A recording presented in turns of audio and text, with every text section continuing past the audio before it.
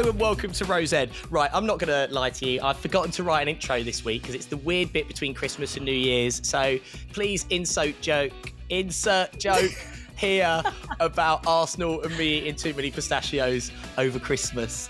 If you're listening to us on podcast radio, hello. And if you're not, you can listen to us on podcast radio on DAB, London, the South East, Birmingham, Manchester at 6 p.m. on a Friday, repeated on a Saturday and Sunday. If you want to get in touch with the show, it's really easy to do so at Rose Ed Pod on Instagram, Rose Ed Soccer on Twitter. You can find us on TikTok as well, Facebook, YouTube. And don't forget, in the link, in our bio, there's a link to send us a voice note. Woo! Also, I'd like to please remind you, it's good, isn't it? I don't need to write an intro because it's going well. Just to remind you as well, if you could please like and review us, 5 stars only, please, on the app of your choice. Apparently that really helps with the algorithm, whatever it is. Here with Hannah East. Right, Hannah? Well, I feel like we've maybe lost anybody that was intending to listen to the podcast off the back of that intro, Joe. Jeez Louise. It's better when I write one, isn't it? You two take the mickey. I think so. Yeah. Yeah. Maybe we should step up and help you, though. Me and Mike laugh at you, but we don't actually write it. Yeah, so. it's easy for us to say, but we don't host and we don't say the intro. No, this is true. I just completely forgot to write one this week. I've eaten 7 packets of pistachios in 6 days. But anyway. 7? Are you like constipated? It's like a Snickers factory back there, Hannah East, I tell you. I tell you what, that literally made me want to mouth sick. Ew. Sorry, and if you are listening can you say that on the radio? There's no Ofcom rules against that. Ew. We've got a new sponsor. Have we? Yeah, we've got a new sponsor, Hannah. Okay. And what's quite exciting is we've got a promotional code that we need to read out. Everybody I meet, they talk to me about Hannah. Hannah's great. Sometimes people like Mike as well. Nobody ever says anything nice about me. But it's mostly good, positive feedback about Hannah East because they don't know her and they don't have to listen to her off air. But I thought I'd let you read the advert. Thanks, Joe. Yeah, and what it has become apparent is that I don't read the running order before we start the show. Yep. So I haven't read this. So I'm just freestyling this. I'm going bareback. Is that a phrase? It means to not work. So. Is that what bareback means? That is what bareback means. Yeah. God. God. That's the earliest I think I've ever had to use the beep sound effect. Okay, I'm sorry for that. I'm sorry for that. Right, do you want me to read this then? Read it whenever you're ready. Yeah, okay. So we've partnered with... sorry. I see what we're going to do here. So No, I'm going to read it. I'm going to read it. So we've partnered with VIR Clothing, a cool clothing company where the idea is to create a wardrobe of essential pieces at affordable prices. Now, because you listen to Rose Ed, all you have to do is head to the virclothing.com and use the code No, Joe20. You made a mistake immediately. It's not VIR. Because you listen to Rose Ed, all you have to do is head to virclothing.com and use the code Joe20, that's JOE 20, to receive 20% off your order, and all the money raised goes towards the podcast, probably our next year's Christmas party. Yep. VIR stands for Man, Hero and Man of Courage, and at VIR they hope VIR stands for Man, Hero and Man of Courage, and at VIR they hope that every man from every background can find a piece to themselves in our collection, a piece of themselves in our collection. Here you go, Mike. That's a bit of you in it. Yeah, that was in there too. At VIR, they've all come from a fashion buying and design background, and their vision is to keep style simple, as they believe fashion should not be complicated or unaffordable. It should be easy and carefree when trying to look good for any occasion. So remember, just head to virclothing.com and use the code Joe20, that's JOE 20, to receive 20% off your order, and all of the money raised goes towards our Christmas party. So I forgot to hit record. Can we just do that? I'm joking. I just want to say, I want to say well done, Tanner, because Joe obviously pre-planned this and was trying to put you off at every instant. So congrats, Tanner, you did well. Thank you, Mike. I appreciate that. It also sounds like an idiot trying to say VAR. It does. It actually does. Do that VAR this week. But if you would say VAR, I'd say VIA. But if it's like VIR, it doesn't even sound right because of my Yorkshire accent. Yeah, but sometimes things are acronyms, aren't they? So if you're saying also known as, you wouldn't say ACA, you would say AKA, wouldn't you? No, because maybe sometimes if I was caught... No, I'm joking, yeah. No, some people say VAR, don't they? So yeah. I hate those people. Anyway, we haven't asked Mike if he had a nice Christmas. I'm intrigued to know about Mike's Christmas. Well, that's really nice. Go on, I thought Joe was gonna. I feel like Joe has to ask the question. But you just said you ate pistachios and you've pooed all Christmas. Me? No, that was Joe. No, Joe's pooed all Christmas. Yeah, I know. How's your Christmas been? I've kept it all inside in Christmas. Oh, no, have you? it was good. Well, no, not everything. I did allow myself. Treated yourself. Yeah, it was good. It was chilled. Luckily, only a few of my family members got COVID, so the rest of us enjoyed ourselves. Oh. Yeah, that sounds really horrible, but yeah, it was good. It was just my nan and my granddad, all the vulnerable ones. Just they got it. Awful. What's a traditional, like, do you have, because obviously, Mike... Oh, here we go. Smashing plates. Yeah. No, I already preempted your question. Because you're Cypriot, aren't you? Yeah. So what do you like? But because we don't live in a village in Cyprus and we live in Britain, Joe, we've adopted British culture. I don't know if you have heard about that. When people come from different places, they actually adopt the culture of the country they're living in. So I don't know what you mean. No, because but in my head, because I've only been to Cyprus once, and so I just assume that you're from Ayia Napa. Ayia Napa is not. Let me just say to anyone that doesn't really know much about Cyprus, but they've heard of Ayia Napa, it does not represent the country. It's a beautiful country. But there's a lot of people that go there that ruin it, like Joe, and leave it an absolute tip for the Greeks to clean up after them. So boo to them. My biggest regret about I'm just ignoring that. My biggest regret about Ayia Napa is there was too big a queue. We decided to go and see DJ Luck and MC Neat in a phone party, so I didn't do it. What an idiot! That's a once in a lifetime opportunity. DJ Luck and MC Neat. Do you know them? Rings a bell. With a little bit of luck, you can make it true tonight. Oh yeah, of course. Yeah. That's a banger. Ayia Napa. Sorry. Do you really like it? Is it? That's actually not wicked? DJ Luck and MC Neat. Okay. No, that's actually I'm DJ loving Pipe it, loving it. I'm loving but they it. say like Ayia that. Napa, Ayia Napa. And it goes, when you hear "duh, I'm coming." That's one of the lines. I love how you know that, Joe. It's such a great, DJ Pied Piper and the Unknown MC. Yeah, that's a great tune, that. Also once bumped into MC Neutrino in a bar in Putney, and I had DJ Oxide's bike when I was a kid. Look, that's a story for another day. I have got a story about a nightclub, though, with watching Faithless in Ibiza, that somehow me and my other half managed to slink into the VIP section. And basically, an international drug dealer was sat with my husband, telling him that he needs to sell drugs in Loughborough while his masseur was massaging his back with a thong on. That's all she was wearing. And she was like rubbing her boobs on his ears. And this guy, who was a porn star, was showing me videos of himself in a porno as I was sat drinking champagne, smoking a Cuban cigar. What and I was I'm from Northallerton. Yeah. So I was at one point, Andy looked at me and he was like, we need to go. Like, we need to leave. Why? And I was like, do you want to go now? He's like, I'll just wait till she's finished doing the rest of my back because it's really nice. Oh, massaging Andy's back. I thought you meant the drug lords. Oh. No, massaging Andy's back. And I was sat having a conversation. This guy saying to me, listen, you need to sell drugs in Loughborough. I can supply them. And then he looked over at me and I'm with this Cuban cigar having champagne and this guy's showing me him in full motion as in a porn film. He was a porn star. Yeah. That's weird, isn't it, though? Because it's weird that he's got so far as a criminal if he's just meeting people in nightclubs and going, yeah, mate, it's well easy. Yeah. Just, do you want some drugs? I've got some drugs. That's really weird, isn't it? First class delivery. I can send him Royal Mail Delivery Express tomorrow if you want. Wow.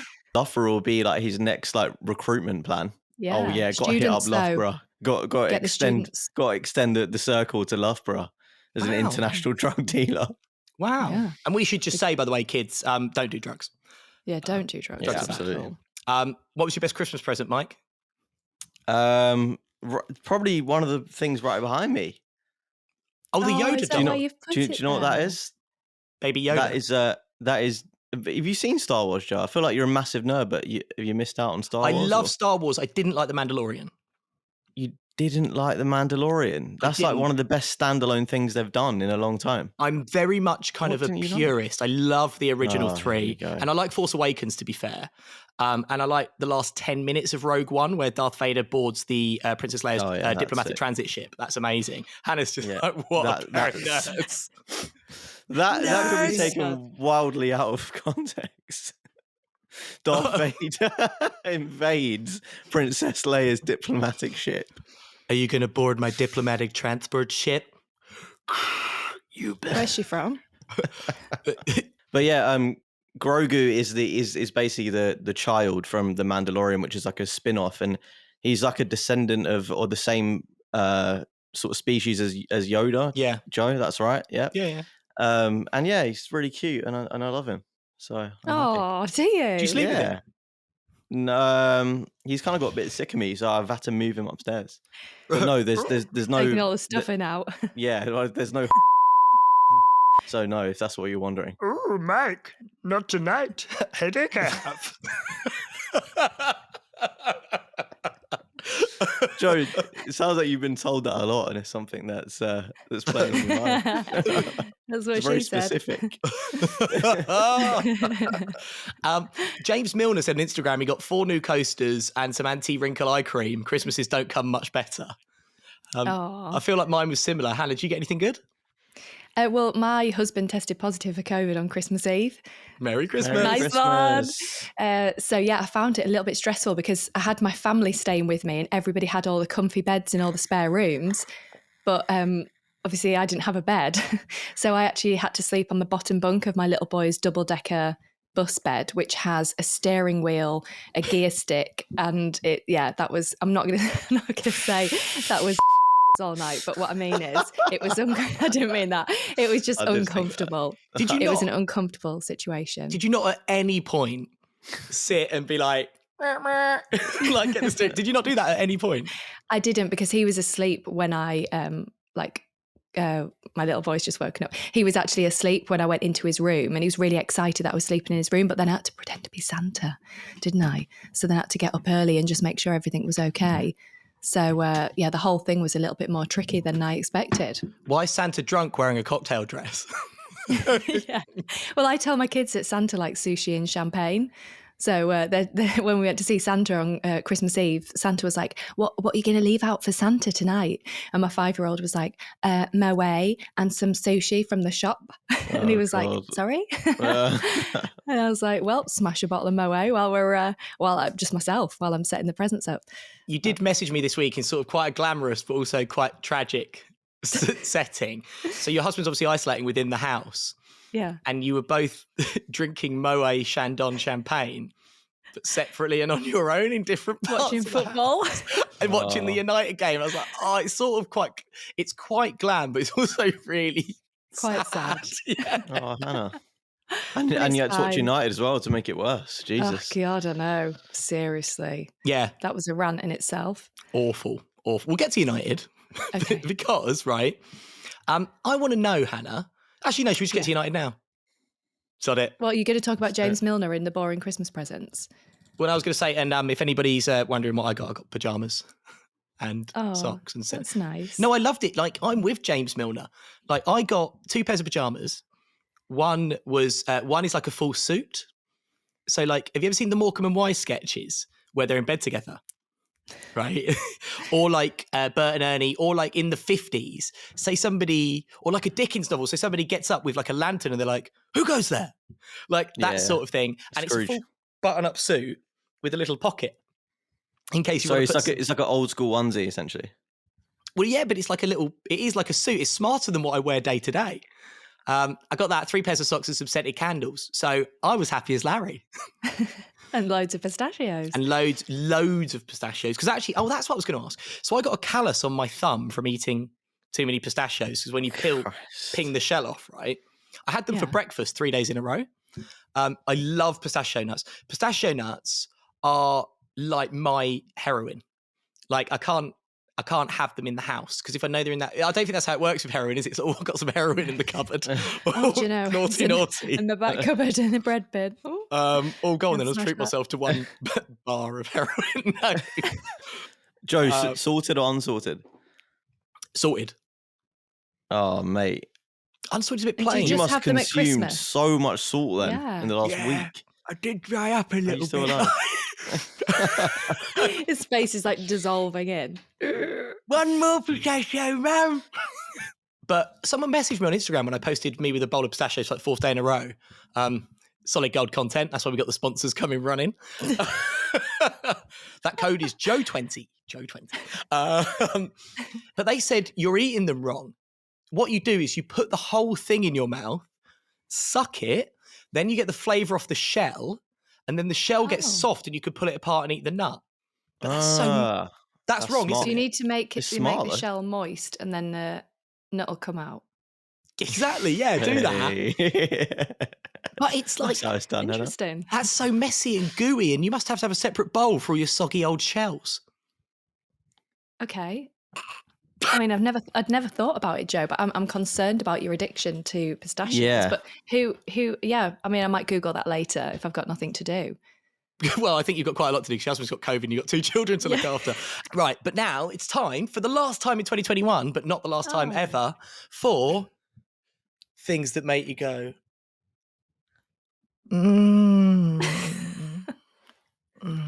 I've had to look away. No, what it does. I've had to look away.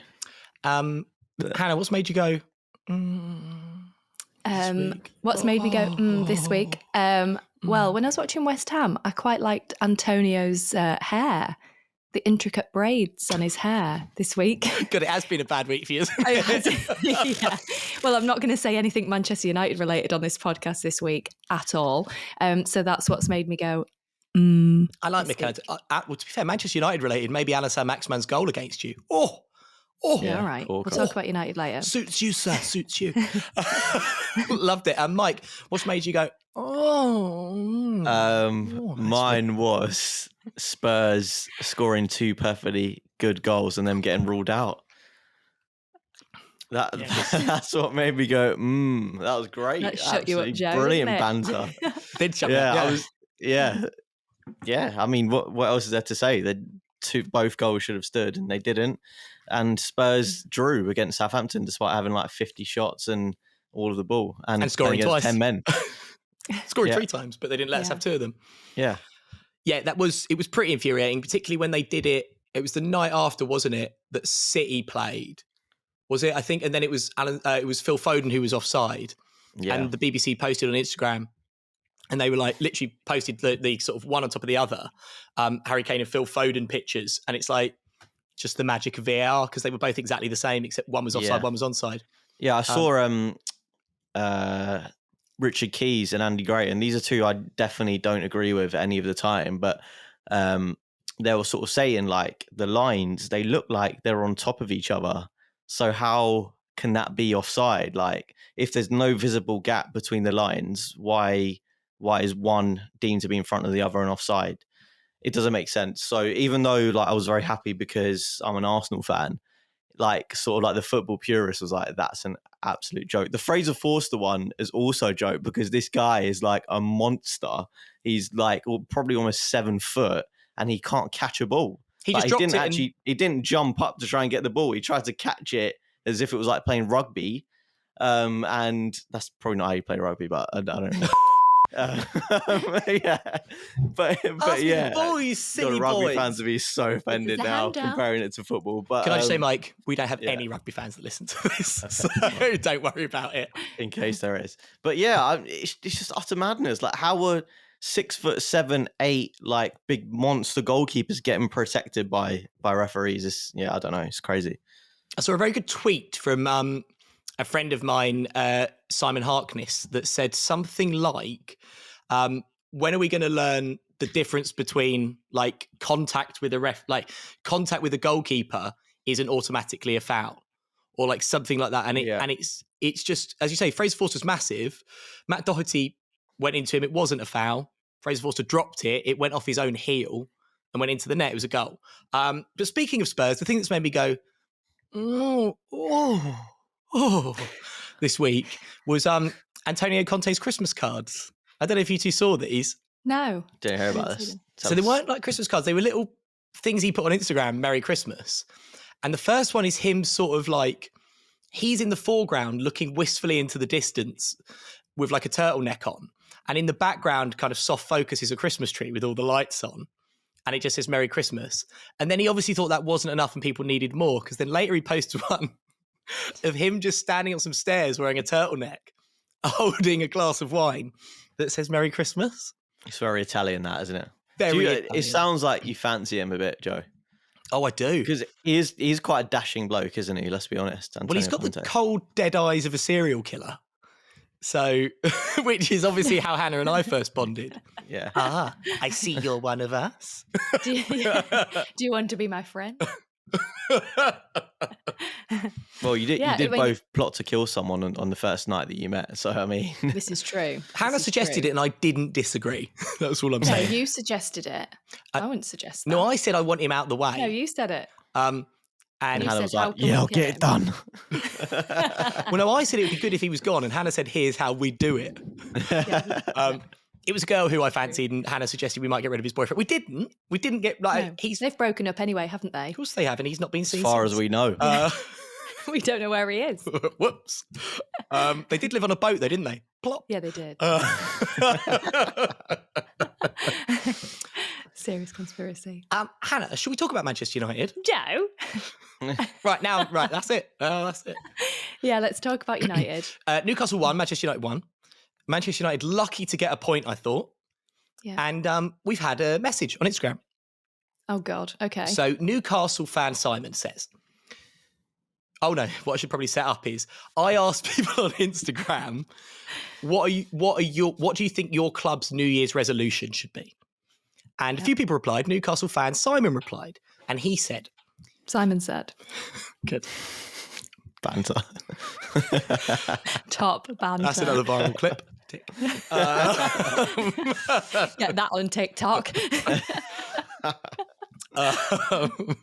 Simon says, Of course he did. Don't turn the comments on for that one. yeah, I was going to say, oh, we love this. This is great. Award-selling podcast. Where's the banter? Right, what did Simon say? Newcastle fan. Simon was he going to slag us off? Messaged. No, what should Newcastle's New Year's resolution be? What should it be? Oh, hello, it's me, Mick Jagger. What's your Sorry. Woo! Things have really gone off a cliff in the last couple of minutes. Right. Simon said, continue to play Joe Linton as a box-to-box midfielder because, and Mike, you won't like this, he is literally turning into a prime Patrick Vieira, and it's wonderful to watch. Sign a competent centre-back. Back Eddie Howe no matter what. We're a different side to him compared to under Bruce. They fight for every second they're on the pitch, and that's all we ask for. Newcastle fans, right? They just pick. It's almost like you toss a coin. How do you feel about your manager? Ding. I feel like this about Eddie Howe. I love him. He's the best manager we've ever had. Sorry, Simon. Thanks for messaging. So where are Newcastle on the table then? Newcastle in the Premier League table, Hannah, if I fill for a second, are 19th. Yeah, because I read an article yesterday that Newcastle fans were like, we don't care if we go down as long as we keep playing the way we played this week. I'm like, I like Newcastle. I do like Newcastle. We all know we've got a lot of love for Steve Bruce here and the situation of how he was sacked, etc. But would you be that happy if you were relegated? Would Newcastle fans really be that happy if they were relegated from the Premier League? But aren't they only happy because they know they've got the money to come back up and stay up and do really well after that? I wonder if they hadn't had investment and Mike Ashley had sacked Steve Bruce and got Eddie Howe in, then would they still be as happy? I don't think they would. It's like, we want to play good football and we don't care if we go down playing good football. It's like, but you do, don't you? So yeah. But that's nonsense because you're setting back like the project like 2 years at least, because if they stay up, the level of like talent they can attract will be so much higher than if they drop down to the Championship and have to do it all again. It's like a 2-year cycle, really, isn't it? Yeah. Or 18-month cycle. So really, I don't think you do want to be getting relegated. I don't know. Maybe Simon's just having a bit of banter with us. He's a Newcastle fan, so I don't think banter. But he is. it's nice it was written in. Thanks for the question. Yeah, Simon. cheers, Simon. Even though we've just absolutely destroyed your comment, but thank you. I just am intrigued because, like you say, Newcastle, like every fan for every football team has an opinion, obviously, but Newcastle fans are kind of very forceful with their opinions. And like you say, Joe, some days if they make a decision, that's it. They're not going back on it. But I'm just asking the question, would they be that happy after watching a couple of performances under Eddie Howe? Would they be happy if they continue playing good football, but to get relegated from the Premier League? And they're a bit flip floppy on old Joe Linton, aren't they? Because I swear they absolutely hated him. Like few months ago, probably, let alone a year ago when they first signed him, and he cost like 50 million and hadn't scored in ages. But now he's the next Patrick Vieira. So there you go. And the reporter said, asked him a question, didn't they? Like, oh, I didn't know you were that good. Yeah. Well done, Hannah, because what you've done is segued into the next thing on the running order. Hannah. Because you've read it. So well done. Oh my God, unintentionally. She's a pro presenter. Listen, I'm worth my weight in gold, babes. The interviewer said to Joe Linton, I didn't know you were that good. Now, I always look at these things from the interviewer presenter's point of view. Sometimes you go live and you just have a bit of a brain fart and you think, I don't know what to say to you. Yeah. And things just come out your mouth and you're like, this is mental. Why am I saying this? And he laughed, to be fair, and was like, oh, yeah, right. Well, thank you. But like probably the interviewer was like, okay, I'm going to go live and chatting to them beforehand before you cut to them live. Yeah. And then it cuts to him. He's like, what's my name again? I mean, it was a stupid thing to say, but I've said loads more stupid things than that. Hannah, are there any particularly bad interviews that stand out in your mind? Well, I told you the first time I went on TV, didn't I? And I said that I was absolutely loving myself because all I could hear was the producers shouting, I'll do it myself, you do it, no, you do it. And the presenter said, oh, we've got a new presenter on the shopping channel. Hannah, how are you feeling? And myself loving it, whatever. And I just said, I'm absolutely loving myself today. First thing I ever said on TV. And he was like, you're loving yourself? And I was really conscious that I was supposed to be at work in Loughborough. And not that anybody that I worked with would be watching a shopping channel at 2:15 on a Wednesday afternoon. But I was so embarrassed because he was like, you're loving yourself. And then I got an award at the Christmas party for the worst thing to say, not only live on TV, but the first thing I ever said on TV. It's not that bad, Anna. I think you're sort of milking it up a little bit. You can get away with that. What about the time, Hannah? Because I know obviously quite a few stories about you from when we wrote a short sitcom script basically based on Hannah's life. Which we found hilarious. Imagine if this was true. This is my life, Jeff. Literally true. I put that when I sent it to the BBC and they came back and said some quite nice things about it. But I said to them, we didn't make this up. This stuff all happened. But what about when you're at the Olympics? Which bit? Well, so there was a couple of occasions when you were doing a bit of crowd work. Oh God, yeah. So I was doing some crowd work at the 2012 Olympic Games, and we'd had an instance where there was a very, very famous swimmer. He'd won a lot of gold medals at the Olympics, and basically I had to interview his cousin and his sister and his mum, and basically the sister-in-law was having a fight with the mum, and they were like, "Don't do this, not here, don't do it," for the player, and they were shouting the swimmer. So they were like, "Right, quickly move positions, go and get a granddad and a grandson, go and find some quickly. You've got 20 seconds, Hannah. You need to hurry up. We're live." There's 20,000 people at the aquatic centre. So I saw this guy. This old guy looked really cute, and I saw a little boy. I was like, oh, right, grandfather and grandson. And I was like, sit on granddad's knee. And the little boy was like, huh? And he looked, I thought, oh, he's a bit scared because I'm coming at him with a camera and a microphone. Just sit with granddad. And the granddad was a bit like, oh. And I said, don't worry, it'll be fine. I'll just have a couple of questions. If you get nervous, just say yes or no. It's fine. Sit on granddad's knee, have some of his drink, eat some of his sweets. Go on. So I sat him on the knee of his granddad, and I was like, oh, hi, we're coming live, we hope you're ready, got 400-meter freestyle coming up, it's a great event, blah blah blah. And I was like, oh, so what's your name, to little Johnny? And he was like, Johnny. And I was like, you okay with your granddad? And I immediately realised that they didn't even know each other. They weren't even related. And I'd made him sit on this old man's knee, and he started crying. And I was like, so we had security up there sorting out this fight between a famous swimmer's family and then this little boy that had sat on an old man's knee. Can you imagine how traumatised he'd be? I mean, I'm surprised he might get a lawsuit against me one day for post-traumatic stress disorder. I mean, I didn't realise, obviously. And then that same day, the camera was panning round and zoomed in on a woman. It was like, get her, put your hands up in the air. Come on, you lady, put your hands in the air. Come on. And she was actually breastfeeding. She was breastfeeding a child, and there's 20,000 people watching this lady with her nips out, lactating left, right and centre. Come on, put your hands up for Detroit. I love the city. It was awful.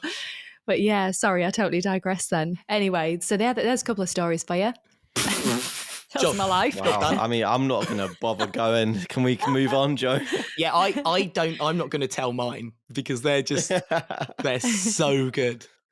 Oh, so good. One of the reasons Newcastle fans might be vaguely optimistic, though, is because they look like they're going to spend in January, Hannah, including maybe Anthony Martial. Yeah, I mean, I think best of luck to him. It should have happened 2 years ago for him to leave. Oh, He's just, he's I dead know too. I'm not talking about here, but he just looks like he's. Like, that is libelous. Okay. Can you say that? I don't think I you don't can think say that. so. He looks so. Anthony Martial. He should have gone 2 years ago. Christ heavens. You can't.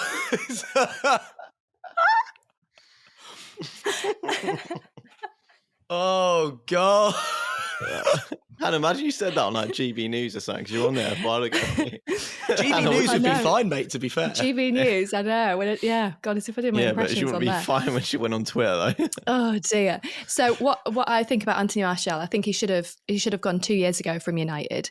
He just looks so disinterested every time he's on the pitch, and he's very talented, very skillful, but it's reminding yourself that it's a 90-minute football match. It's not when he picks and chooses to be skillful and puts a performance in. I just feel that Anthony Martial just not right for Manchester United, and I think it's good luck to him in his next appointment wherever he's going to go, but he's not for Man United. This is your classic example. It's like when you've broken up with someone, it's like, fine, whatever. No, I hope she's happy. Best of luck to her. Best of luck to her. Do you know what? Yeah, we had a great time. Not for me. Yeah, and if she gets hit by a car, oh well, that's life. Do you regret him being hyped up so much, Hannah? Because you know when he scored that goal against Liverpool, wasn't it? It was like his first goal, and Martin Tyler did the famous commentary line. Do you think he got hyped? Yeah, I think that's a problem, and I think it's a similar situation with Jack Grealish, who has kind of when a player's like a big fish, and then they come to another team, and there's a lot of expectation, and I don't think they can live up to it. It takes a while for them to mould into the team, and I don't think Anthony Martial moulded into the team at Man United. Mike, he was at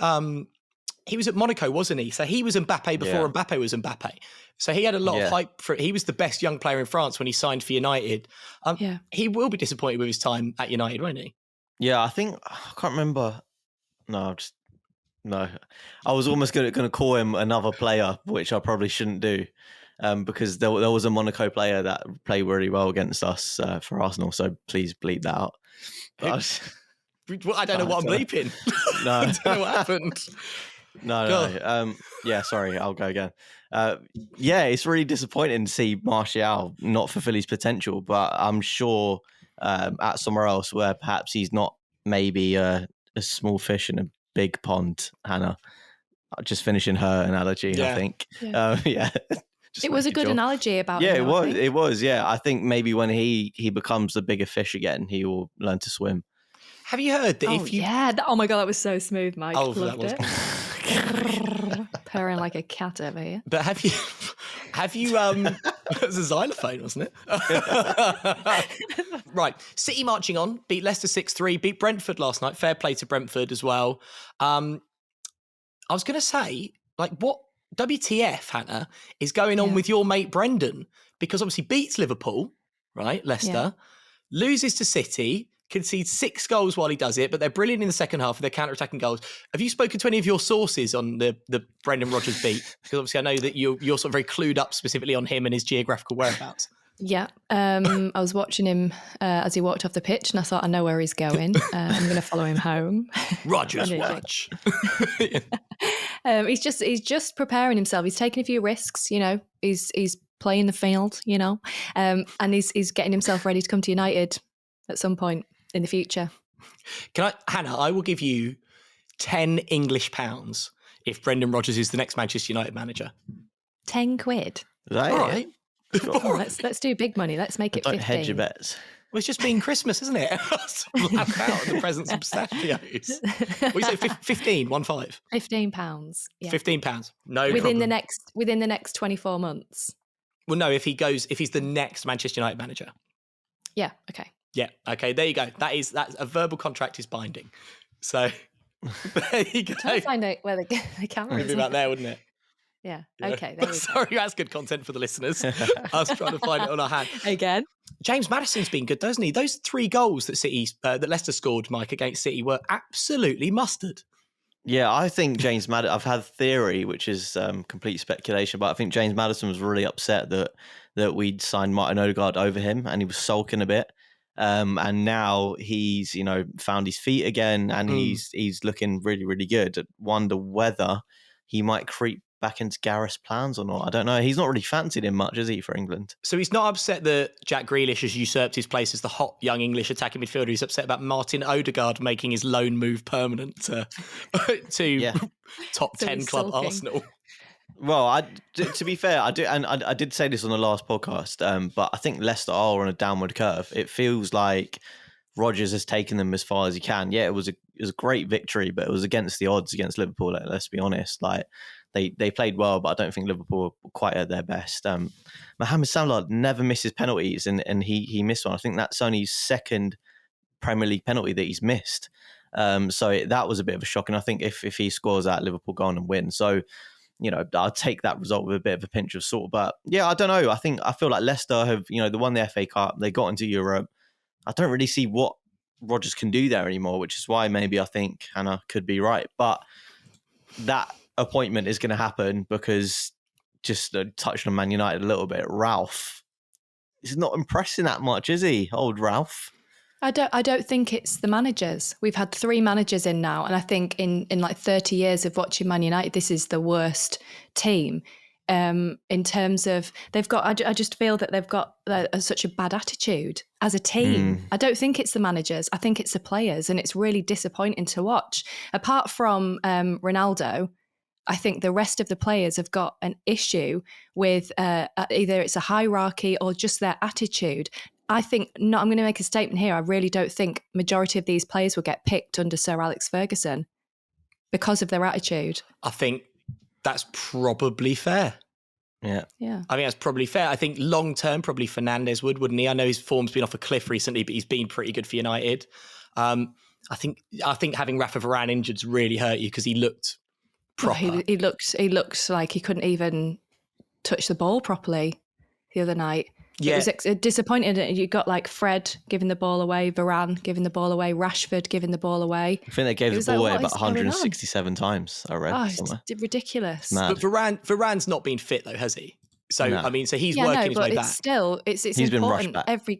Every game's important, isn't it? And I know it's difficult over Christmas. And the reason we see big scores is because of, there's a lot of fixtures over Christmas, a bit of unsettled time, especially at the moment with COVID. But traditionally over Christmas, you'll see matches where there'll be like a 6-0 or 6-4, whatever, because of the time of year.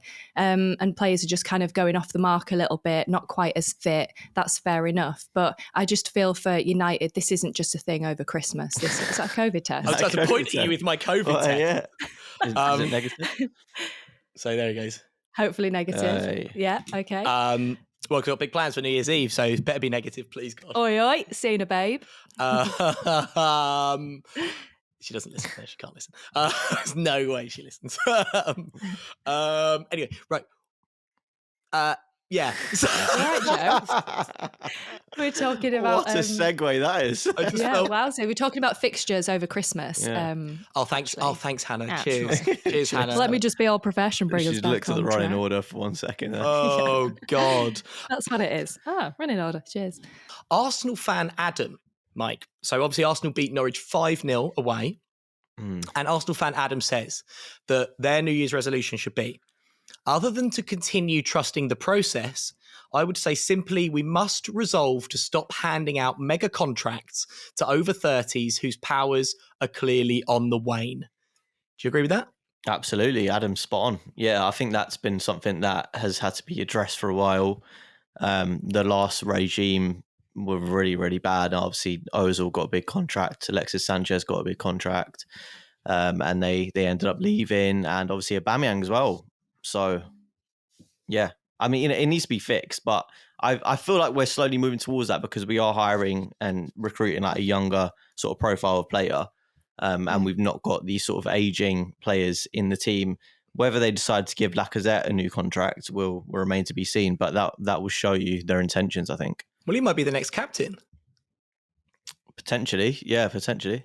Well, Do but you feel he's, excited? his Sorry, contract runs out. Sorry, his contract runs out in the summer. So either he's made captain and given an extended contract, or he goes. So do you feel excited, Mike, about Arsenal now, looking at the team that you've got and the future for Arsenal? yeah, absolutely. into I think we're going in the right direction. It's just I think people need to lower the expectations a bit. And I know we're fourth at the moment, but the teams below us have got 2 games in hand. I think if Spurs won their next 2 games, they would go We'd above overtake you. us. Yeah, they'd overtake us. So I think people need to temper their expectations a bit, because ultimately, like, there's been some decent results, but we've played in the last few weeks. Leeds is like 4th string team. Norwich are rooted bottom of the table. Southampton, who a bit of Jekyll and Hyde. So I think people just need to relax a little bit, because we've got Man City coming up on New Year's Day without Mikel Arteta, who's tested positive for COVID, so he won't be on the touchline. We'll be led by Albert Stuyvenberg, former Manchester United coach. Albert Stuyvenberg. He was Wales' assistant, I think.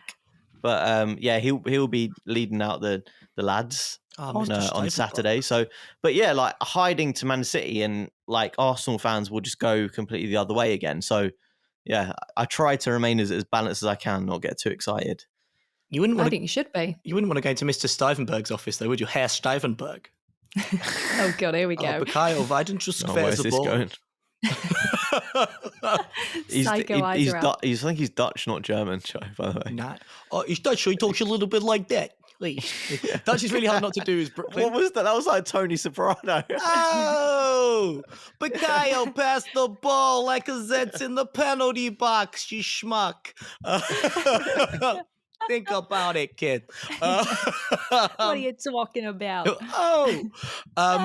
Your best friend, Martin Odegaard, has got as many Premier League assists against Norwich as Jack Grealish has had all season. I thought he looks pretty. I mean, Norwich are terrible, but I thought I've been watching Odegaard for the last few weeks. I thought particularly against Norwich, I thought he looked fantastic. Yeah, he's coming into his own. He struggled a little bit early in the season, and he was getting dropped actually quite a bit. Lacazette was actually playing in his number 10 position, but yeah, last few weeks he's been great, adding goals to his game. Loves a goal against Spurs as well, actually, and hopefully trying to be nice with the North London derby coming up, because I think this like top 4 race, like the London derby is going to be huge. North London derby between Spurs and Arsenal, and obviously Spurs got absolutely torn to shreds in the last one, so I feel like they'll be properly up for this one. But I'm not gonna lie, I'm not worried about Spurs, but Antonio Conte Spurs, sort of like, you do have to watch out for them a little bit, because you know that they'll have as a minimum like the intensity and the hunger and the organisation, and it's just the other stuff to follow. The organisation, yeah, for Spurs. It's what United don't have, isn't it? Like the hunger and the desire and the running, and like the body language has looked all wrong at United. And bad. Yeah, I don't want to go back to United massively, but I'd just say that I think I think you could be right. No, I was just going to say I just think you could be right, Hannah, in that you can't just blame everything on the manager. Like, there's been how many managers now since Fergie left, and there's been in one terms constant. of since Fergie left, but in terms of recent with this team that we've got at the moment, 3 managers. Yeah. And it's like, at what point can you stop blaming the manager and sack the manager to get a new one, and not actually look at the team? But also, it is weird because the players must be sort of like in an odd zone where it's like, all right, this manager's just come in, we'll play for him for a few games, but then he's going to be going at the end of the season. So it's like, what motivation is there to prove yourself to this manager? The only motivation they should need really is to play for the shirt, but obviously that's not happening at the moment. Well, if he's moving into maybe a director of football role, as people think he might, maybe January's where he comes into his own, because that should be where he's looking. Anna, what's just happened? Is there like a nuclear bomb just gone off? There's like a big flash in like your face is just lit up. God, it's just the sun. And now it's gone. Really... It's gone away again now. It's like, have you seen the start of Terminator 2? Where they drop a nuclear bomb and it's like the mushroom cloud and it's like all bright and everyone like burns to a crisp. That's basically what happens, Hannah. Oh, Edward Furlong. I used to love him. I used to have posters of him on my wall. Who's Edward Furlong? The Terminator's son. He had black hair, but I think he's like, anymore. Oh my God, what's his name? The young guy. John. I don't know what his name was in John Favreau.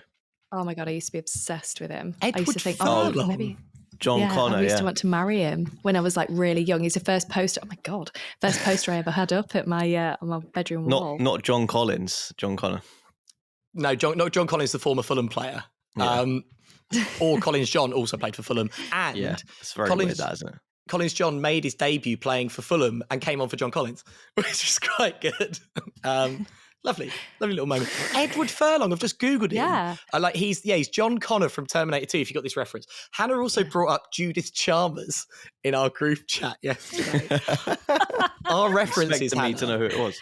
Like, honestly, particularly yours, but our references are really like niche 90s content. And I can tell when Mike doesn't reply for 8 or 9 messages, he's just like, what? No, I did know the other one. Was it not Victoria Derbyshire? What's her name? Judith Chalmers. No, Jane, the other one. Jane McDonald. Jane McDonald, Jane I Fonda. did. I have heard of her.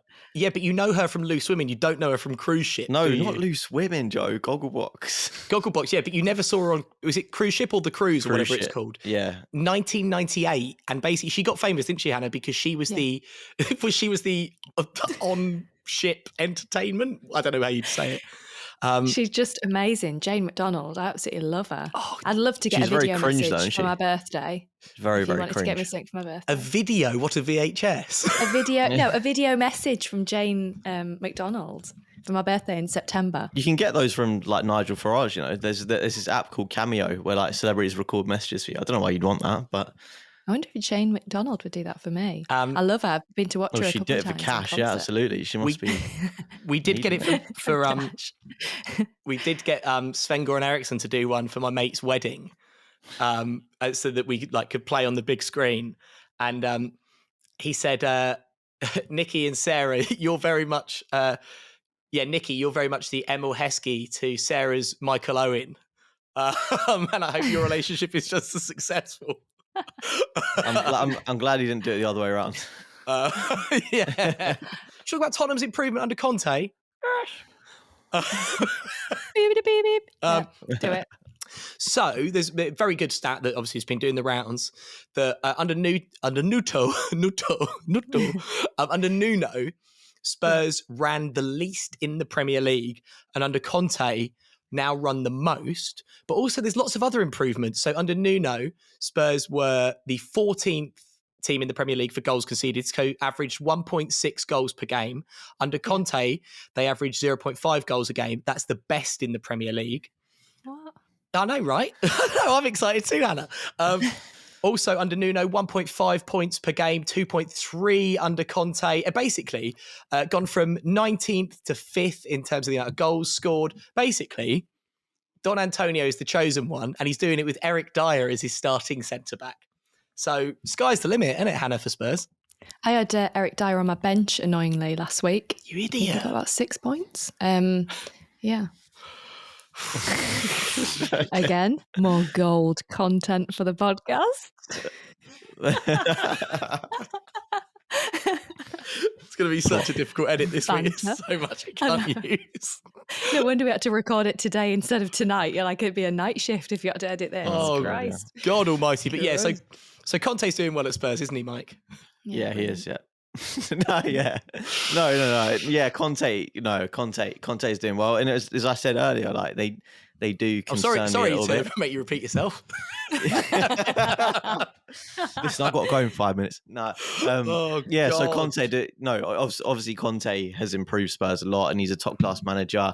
And you have to say that Spurs are probably one of the favourites for that 4th spot behind Chelsea. But saying that, Chelsea not going too well. Drew against Brighton in the week, so even they could end up in a battle for the top 4. Who knows if they continue in their current vein of form? So it's going to be an exciting one, absolutely. Mike, what would you like to see, or who would you like to see? What position, perhaps, would you like to see? What would you like to see Arsenal do in January? So I actually wrote an article for Metro.co.uk. Boring. Sorry. Yeah, no. Where can we read that? Detailing it's actually on my Twitter as well, at Mike_Stavru. Detailing the 3 players that I think Arsenal should sign. On that, I put Dusan Vlahovic. Not sure that's how you say his name. Yeah, he's from Fiorentina. The big striker, big Serb striker. He looks good. scored a ridiculous amount of goals. I think he scored about 16 goals in 19 Serie A games, which is impressive. So him up front. And then I said Dennis Zakaria in midfield, who is a Swiss international. He's going to leave Borussia Mönchengladbach on a free in the summer. So could be, little bargain there. And then I said Dejan Kulusevski. I've really chosen names that are quite difficult to pronounce. Dejan Kulusevski of Juventus. Yeah, smashing it. He is like a versatile Swedish attacker who looks good. So those are the 3 players I would sign for Arsenal. Hannah, there's a bit of chat that in the Manchester Evening News that United are after Rafinha from Leeds. Do you think you need another forward? I think we just need a... Sorry. I feel like we just... that maybe potentially be a good signing, actually, for United. But I just think we need an attitude readjustment, and it needs to happen quickly. It's all very well, buying players, bringing players in, but I think the fundamental approach for anyone that puts on a Manchester United shirt needs to change at the club. So you think wholesale changes? I just think they need to just have a word with themselves. Have you seen this story this week? I'm going to say no because it was in the running order. Have you guys seen this story this week? Right, just something to finish up on, a little bit of light-hearted fun to finish up on. A man took his girlfriend on a date to the big Tesco's, and he God, was this like my life? Literally, he counted that as a date. Yeah, it is. So I was going to ask you Absolutely. two, what's the worst date you've ever been on? But Hannah, you actually did take your husband on a date to the big Tesco's. Oh my God, and that's probably where he got COVID as well, just saying. Hashtag just Props, saying. Yeah, props. Yeah. When I dragged it. So I told her, I got a babysitter in because I hosted Christmas this year for my family. So I've got so much to do with working and stuff. So I thought what I'm going to do is, we've mentioned the sushi place in Loughborough, the Basin, which is amazing. I ordered sushi takeaway. I got our trays, like dinner trays that you'd sit and watch TV with. I took little pots to put the soy sauce and wasabi in. I took chopsticks. I took plates. And I said, right, I'm taking him out on a date. So we got in the car because the babysitter had arrived to look after the kids. And then we picked the food up, and he's like, oh, where are we going? Like, there's one place in Loughborough that once he asked me if I go out with him, and I said yes that night. And then the next morning I said I'd made the wrong decision and didn't want to go out with him anymore. So he thought I was taking him there. But I didn't. I took him to Tesco car park, and he was like, why? How come we're eating our tea? And I was like, just you wait, babes. The surprise is waiting for you. Let's enjoy our sushi and just watch everybody doing the Christmas shopping. It was raining. And then as soon as we'd finished eating, I was like, right, let's get the bags out the back of the car. We're going to do our Christmas shop. And he was like, you've brought me on a date to Tesco. And I was like, yeah, because we need to do the Christmas shopping. I'm not doing it all on my own. It's like a £400 shop going on here. And he was walking around Tesco absolutely livid with a scanner, just scanning everything. That is really horrible, Hannah. Happy date night, babes. I thought you'd actually told him that you were going to Tesco, but that's actually not a bad date because big Tesco is quite fun. But if you're actually tricking someone into doing the Christmas shopping, that's not nice. No, I think the big shop, or if you go to one of those massive supermarkets, I find it really overwhelming. It's like there's too much stuff and too much choice. I don't know where to. I always have to ask people for pretty much every item because it's like, oh, you're the worst, Joe. But I find it like a real really irritating. A real sensory overload. Why are you asking people to do their job? Yeah. Just go look around. That's what the supermarket is for. You see those little signs in the aisles and the numbers. It tells you what's there. I do that thing where I say to the staff member, if you were a marshmallow, where would you be in this supermarket? God, why do you do that?